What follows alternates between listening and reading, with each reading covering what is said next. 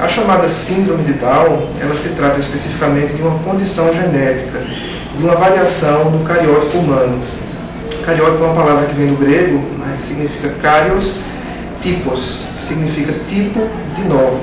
Cada espécie ela é atada ao mundo por nós bastante específicos. Ela possui diferenças que estão mapeadas nesse cariótipo.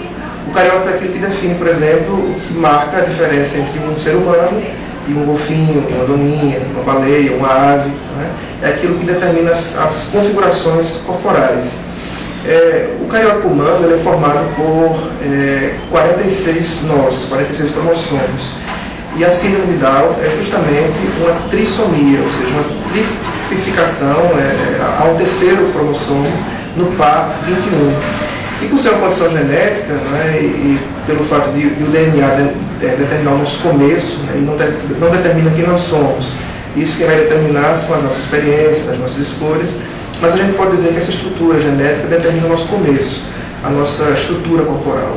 E por ele determinar um começo diferente para aquele que possui essa trissomia, para aquele que possui Down, né, isso gera efeitos sociais, inclusive. Né, se alguém que tem a síndrome de Down é facilmente reconhecível, inclusive por padrões faciais. Isso gera assim, um certo problema para as famílias, para o próprio indivíduo que é o portador da síndrome, por conta da inaceitação da diferença. Sigmund Freud, o criador da psicanálise, ele tem um conceito em sua obra que ele chama de narcisismo das pequenas diferenças, onde ele propõe que os nossos sentimentos de hostilidade eles nascem não das grandes diferenças, senão das pequenas diferenças. Né?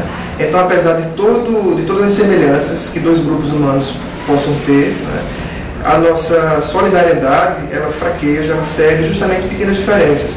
Então, não obstante um portador de Down ser um ser humano reconhecível, com corpo humano, com voz humana, com rosto humano, mas certos mecanismos psicológicos são ativados no sentido de identificá-lo como sendo um estranho, como sendo alguém que não é um de nós. Né?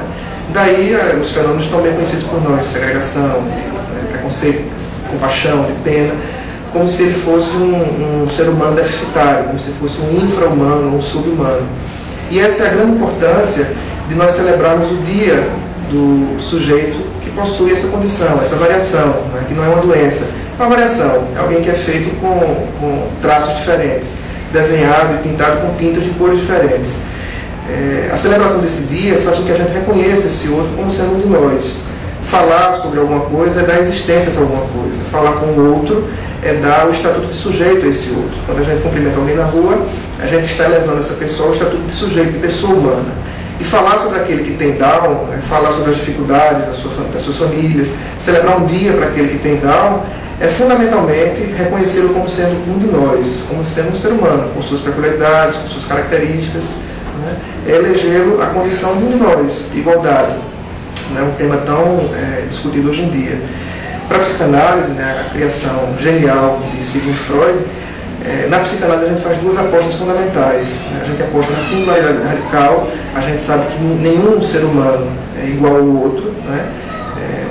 Um poeta moçambicano já disse, né, que cada homem é uma raça, né? Não há uma repetição, não há um padrão, somos únicos. E a psicanálise também aposta na emergência do sujeito, sobretudo em contextos adversos do corpo, como no autismo, como na psicose e como na síndrome de Down. Então esse é o recado que a psicologia e especificamente a psicanálise traz para a gente. Né? Essa aposta na diferença e essa aposta que celebrar um dia de Down pode nos fazer mais humanos.